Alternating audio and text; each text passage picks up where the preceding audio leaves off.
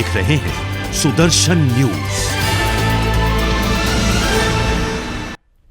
नमस्कार, आप देख रहे हैं सुदर्शन न्यूज और आपके साथ मैं हूं दीपक कुमार और मैं हूं आपके साथ स्मारिका ठाकरे। बुलेटिन की शुरुआत करेंगे। पहली खबर लव जिहाद से रिलेटेड है। लव जिहाद के संगीन मामले लगातार निकलकर सामने आ रहे हैं। कैसा ही मामला उत्तराखंड से निकलकर सामने आया, जहां पर इस्लामिक जिहाद ही युवक ने एक हिंदू महिला को नाम बदलकर अपने प्रेम जाल में फंसाया और 7 साल तक उसके साथ रिश्ते में रहा और हिंदू महिला इस बात से अनजान थी कि वह एक मुसलमान है। इसके बाद उसके जिहादी मानसिकता का पर्दाफाश इस तरह हुआ कि वह उसे छोड़कर सऊदी चला गया और वह उससे बात नहीं करता था। और फिर युवती को जब इस बात का पता चला कि उसकी शादी होने वाली है, तब इस पूरे मामले का खुलासा हुआ कि पीड़ित परिवार से हमारे संवाददाता प्रेम कश्यप ने पूरा मामला जानने की कोशिश की। सुनिए। हमारे साथ लव जिहाद की पीड़िता है, जिनसे इस्लामिक युवक ने अपने आप को हिंदू बताकर अपने प्रेम जाल में फंसाया और लव जिहाद को अंजाम दिया। आपके साथ क्या हुआ? सर, मेरे साथ एक मुस्लिम लड़का मुजफ्फरनगर का खोजा नगला गाँव, तो मुझे हिंदू बता के मेरे साथ 7 साल तक मेरे साथ कांटेक्ट में रहा। मेरे साथ मतलब ज़बरदस्ती ऐसे हुआ और शादी का झांसा दे के रहता रहा। फिर मुझे छोड़ के सऊदी भाग गया और 2 साल पहले की बात है। तो मैंने उस पर केस कर रखा था, जो मैं मतलब ऐसे भटकती फिर रही थी, मुझे कोई इंसाफ नहीं मिल रहा था। तो अब ये सुदर्शन चैनल की हेल्प से और हिंदू जागरण की तरफ से मुझे ये मतलब कि हेल्प मिली और मुझे कल पता चला कि वो सऊदी से आकर किसी दूसरी लड़की से शादी कर रहा था। तो मैं कल वहीं पहुंची और इनकी हेल्प से मैं मतलब कि उस लड़के को अपने साथ जो भी हुआ वो बात को आगे रख पाई। किस बात का झांसा देकर आपको लव जिहाद का शिकार बनाया गया? सर, मुझे मतलब ये कह रहा था कि हाँ मैं शादी कर लूँगा, तो फिर बाद में शादी से मुकर गया और इसके घर वालों ने भी मेरे से मतलब कि शादी का झांसा दे रखा था। आपको पता था वो मुसलमान है? नहीं सर, पहले नहीं पता था, बाद में पता चला। फिर पहले इसने अपना नाम सोनू बताया था, वैसे इसका नाम मोहम्मद मसीर था। तो बाद में मुझे जब पता चला, फिर मैंने इस चीज़ का जब विरोध किया तो इन्होंने ये बात कही लड़के वालों ने कि हम शादी कर देंगे। तो फिर अभी आपके साथ क्या हो रहा है? अभी सर यही था कि मुझे इन लोगों ने मारने की कोशिश भी की थी और दूसरी जगह शादी भी कर रहा था। तो फिर मैंने इस चीज़ का जाके विरोध किया। तो अब मतलब कानून की तरफ से हेल्प चाहिए कि वैसे तो मेरा केस दर्ज हो गया है, तो वो लड़का अरेस्ट भी हो गया, तो बस आगे मेरी हेल्प करते रहें। बढ़ते हैं आगे। सोशल मीडिया पर एक जिहादी मौलाना का वीडियो वायरल हो रहा है, जिसमें जिहादी लोगों को मजहब के नाम पर भड़का रहा है और कह रहा है कि 40-50 साल में गैर मुसलमानों से लड़ने के लिए हम मजबूत होंगे। सुनाते हैं आपको। And conquer the adjacent country. What do? We kill them all? No. The Prophet says, the first thing you do is call them to Islam. If they refuse, then tell them Allah obliged upon you to pay taxation. In return, when enemy comes and attack your country, you don't fight. We Muslims protect you. Subhanallah, for this little money? Yes. And you enjoy sitting in your homes and in your country and live your life normally. But the ruling is for Sharia. So you do not open nightclubs, you do not fornicate. If they refuse, then we have to fight. And if we fight you, then we capture you, you become our slaves, and we take your land, and you take where, because you refuse, I give you 2 good options in the coming 40-50 years when the Muslims become strong as they. तो इस मौलाना के मन में वही जहर भरा हुआ है जो हर कट्टरपंथी जिहादी मानसिकता वाले मुस्लिम में देखने को मिलता है, और ये कोई नई बात नहीं कह रहा है।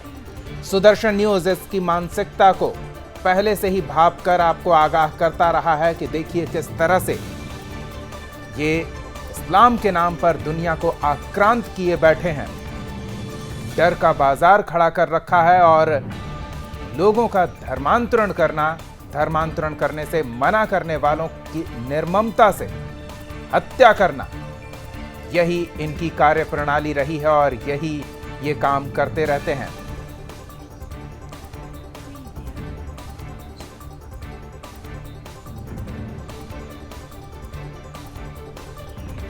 ये गैर मुस्लिमों के खिलाफ जहर उगल रहा है। मौलाना क्या कहा है इसने अंग्रेजी में, हिंदी में आपको सुना रहे हैं। जब मुस्लिम अपने से सटे देशों को जीत लेते हैं तो हम क्या उन्हें मार देते हैं या नहीं?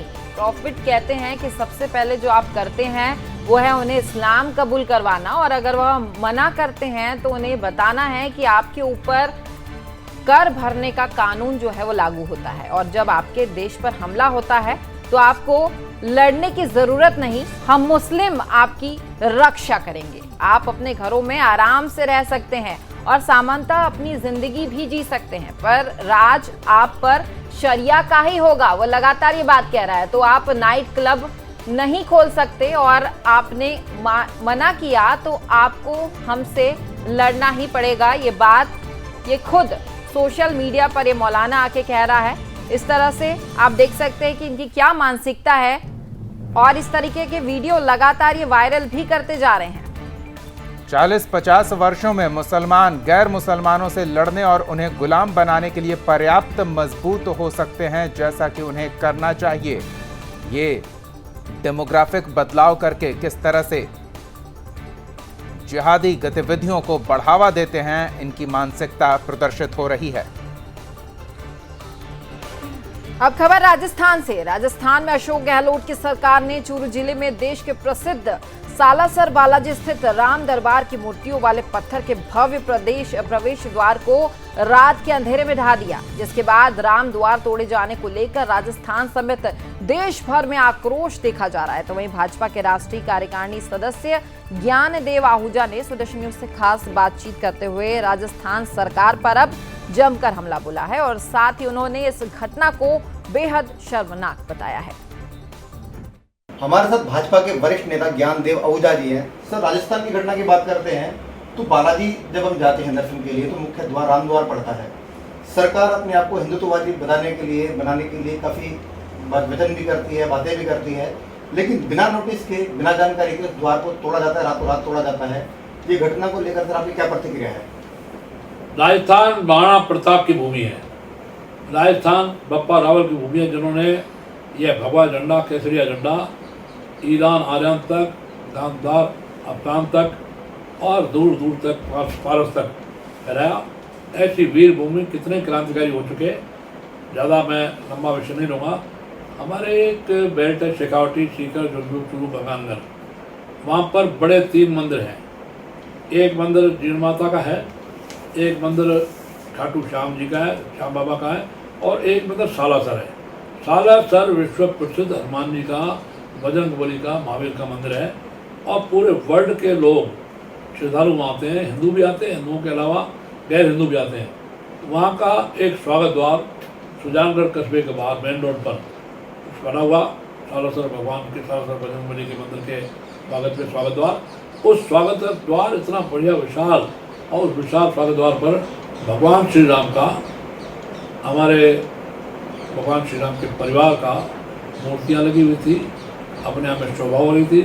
उस मूर्तियों को रातों रात बुलडोजर घुमाकर, बुलडोजर यूपी में भी चला, लेकिन यूपी में चला अत्याचारियों पर, यूपी में चला गुंडों के ऊपर, यूपी में चला जो हिस्ट्री सीटर उन पर, वहाँ बुलडोजर चला तो अवैध जमीनों के कब्जे पर। लेकिन यहाँ माननीय श्री गहलोत साहब, जो अपने आप में राम के भक्त होने चाहिए, राम के अनुयायी होने चाहिए, रघुनाथ जी के अनुयायी होने चाहिए, राम की भक्ति की बजाय उन्होंने रावण की भक्ति दिखाई। रावण रूपी श्रीमान अशोक गहलोत साहब, 2023 का चुनाव आ रहा है, आपका स्वयं का राजनीतिक अस्तित्व खत्म होगा, और इसके साथ में कांग्रेस का अस्तित्व तो आप खत्म कर ही रहे हैं। तो पूरे देश में कांग्रेस साफ हो गई है राम विरोधी कदमों के कारण, और राम विरोधी कदमों के कारण अब 2 प्रांत बचे, छत्तीसगढ़, राजस्थान। राजस्थान में भी मेरी भविष्यवाणी है कि कांग्रेस की 10-11 से ज़्यादा सीटें नहीं आएंगी, और श्रीमान अशोक गहलोत की राजनीति का और उनके परिवार का राजनीतिक अंत होगा। उनका व्यक्तिगत अंत मैं इसलिए नहीं कहूँगा कि मैं फिर भी व्यक्ति रूप से उनके सहानुभूति रखता हूँ। किसी व्यक्ति को मारने के लिए हम नहीं बोलेंगे, और संसदीय भाषा बोलते हुए मैं उनको माननीय गहलोत साहब, श्रीमान गहलोत साहब बोलता हूँ। लेकिन यह अत्याचार, यह सुजानगढ़ का स्वागत द्वार, यह बजरंगबली का स्वागत द्वार, यह महावीर का स्वागत द्वार, यह हनुमान जी का स्वागत द्वार उन्होंने नहीं तोड़ना चाहिए, और तोड़ना भी था तो भगवान श्री राम का, रघुनाथ जी की मूर्तियों को वहाँ से नीचे उतार कर उसके बाद तोड़ना था। भगवान श्री राम की मूर्तियों को तोड़ा। मुलायम सिंह ने, अखिलेश यादव ने उनका हाल आपने यूपी में देख लिया, अभी 4 प्रांतों में देख लिया, और अब राजस्थान में भी 2023 में यही होने वाला है। इन्हीं शब्दों का संग्राम। जय श्री राम, जय श्री राम, जय श्री राम। ज्ञानदेव आहूजा जी थे, उनका कहना है कि काफ़ी शर्मनाक घटना है जिस प्रकार राजस्थान सरकार द्वारा इसको अंजाम दिया गया है। ये बालाजी की तरफ जाने वाली मुख्य सड़क है जहाँ राम द्वार था, और जो दर्शन करने के लिए श्रद्धालु जाते थे तो इसी रास्ते से जाते थे। लेकिन कहीं ना कहीं राजस्थान सरकार द्वारा इस घटना को अंजाम देने के बाद देश में और राजस्थान में आक्रोश देखा जा रहा है। अब देखने वाली बात ये होगी कि इस विषय को लेकर राजस्थान के मुख्यमंत्री क्या प्रतिक्रिया देते हैं, क्या जवाब देते हैं। मैं दीपक खामरा, सुदर्शन न्यूज, दिल्ली। तो रुकेंगे एक ब्रेक के लिए, देखते रहिए सुदर्शन न्यूज।